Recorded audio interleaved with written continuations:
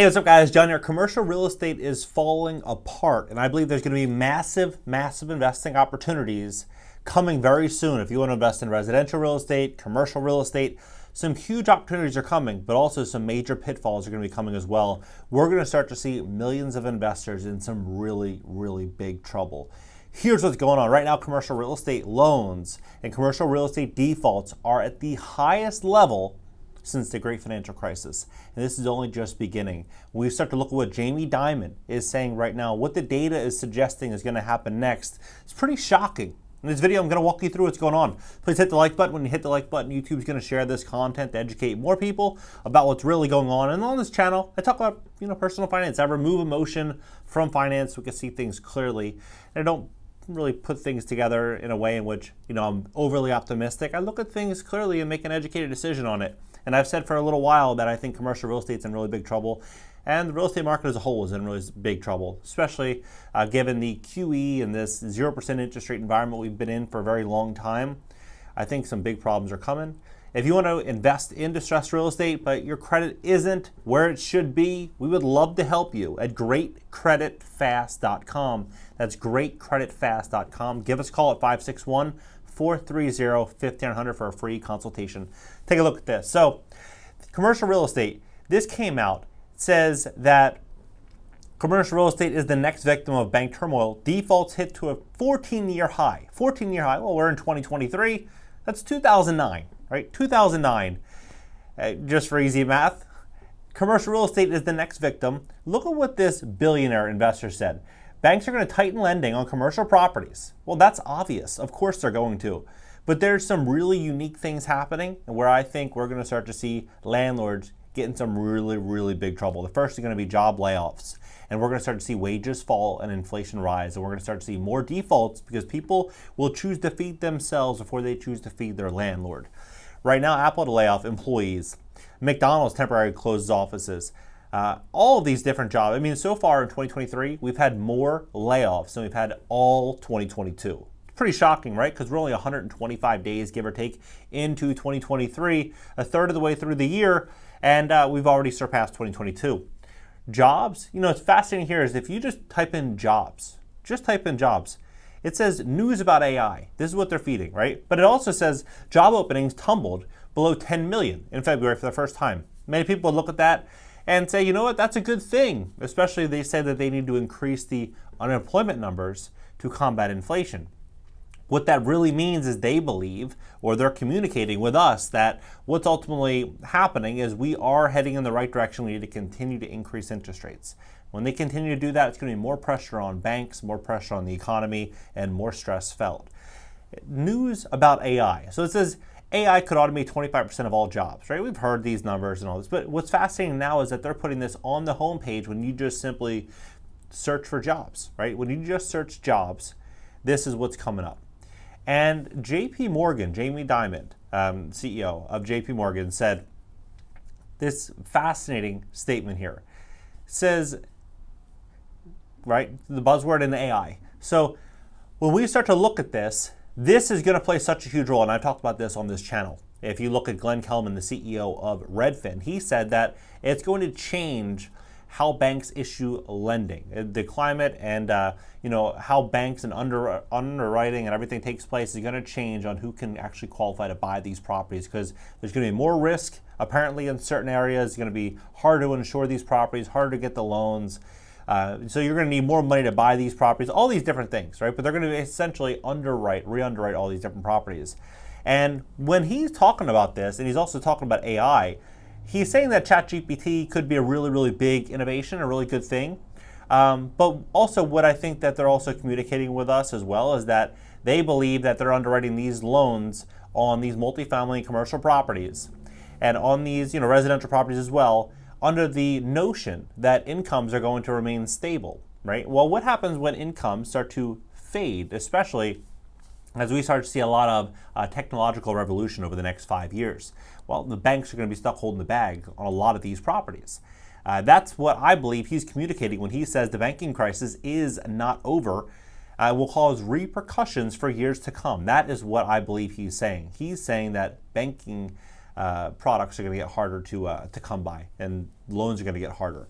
But as that is happening right now, property insurance, as I just mentioned, is set to jump 60% in Florida. Just like Glenn Kelman said in 2021 that property insurance is going to go through the roof in certain areas. But I think it's going to be a lot more areas than just South Florida. I think it's going to be, a lot of coastal areas, a lot of coastal communities. We're going to start to see a lot of expensive real estate step into some stress as interest rates rise and these insurance premiums continue to skyrocket. But it's not just Florida. So here's the 10 states where home insurance rates are rising the fastest.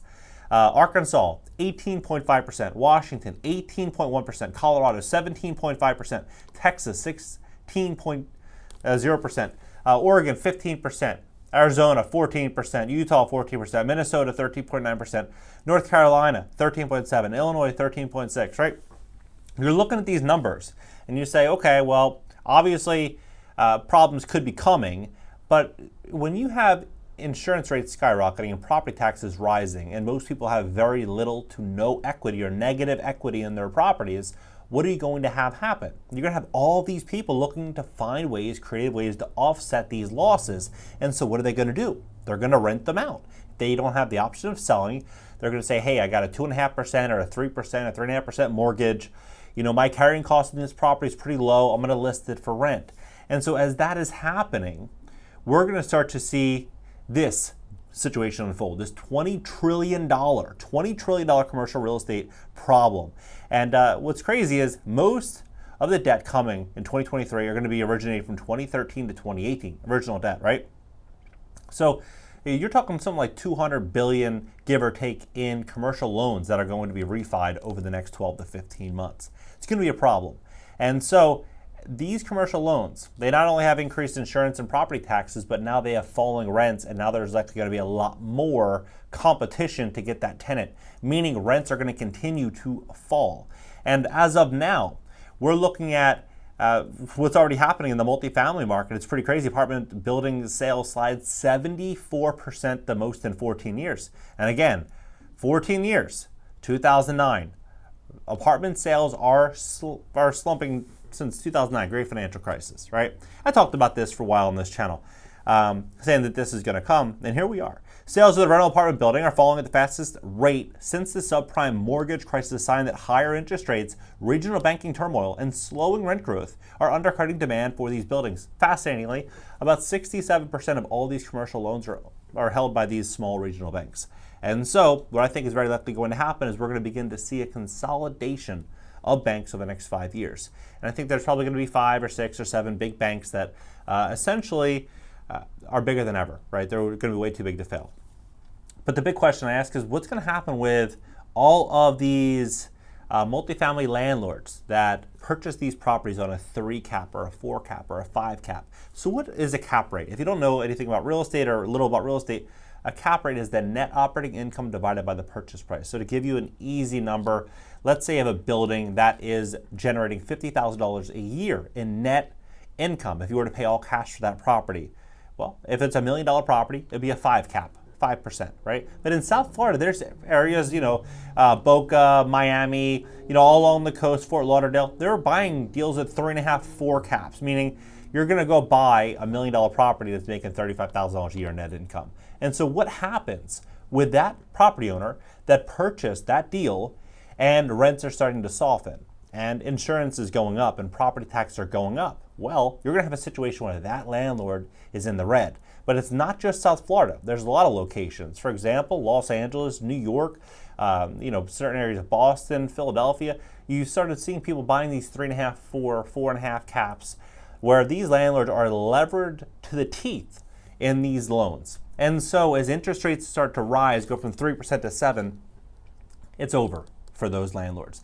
And what was the story told to all of us the last couple of years? Inflation, inflation, inflation. You got to borrow money. Let's lock in cheap debt and invest and buy hard real assets because that's going to be the best hedge against inflation. When in reality, it's the greatest economic rug pull of all time. We are witnessing it. I mean, this is what the facts are saying, not what I'm saying. The facts are saying this is what is going on. And they're saying, rent's starting to soften. We haven't seen anything yet. I personally think we're going to see rents fall in a lot of areas to massive levels. Like, think about it like this, right? A studio apartment, what that studio apartment will rent for, hypothetically, in some ways determines what that one bedroom might rent for, or that two bedroom might rent for in that area. The one bedroom determines the two bedroom in some capacity, right? Well, what happens when, let's just say they have all the same amenities, it's, you're comparing apples for apples, right?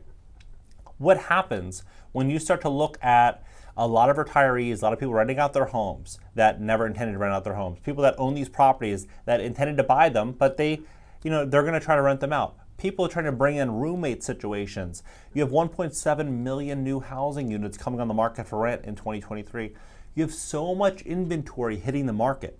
Well, obviously, if an increased supply is coming to the market, it's likely going to mean decreased pricing. And so with that, more problems for levered multifamily landlords. I do think there's going to be massive investing opportunities. I really do. I just think it's not now. Unless you're getting a smoking killer deal, it's probably not now. It's probably better to wait a little bit. I think we're going to see some really big stress come into this economy. So this is the best time to fix your credit, to save money, to position yourself either within your career or to maybe start a business which is going to capitalize over the next couple of years, because we are in the greatest wealth transfer of all time. If we could do anything to help you credit-wise, we'd love to at greatcreditfast.com. Subscribe here on my second channel. It's going to be an interactive call and show and a podcast. The lease of my new office is all set, and the first show is going to be next week. So be sure to subscribe over there, and add me on Instagram for short form content and stories that I won't share here. Catch you guys later.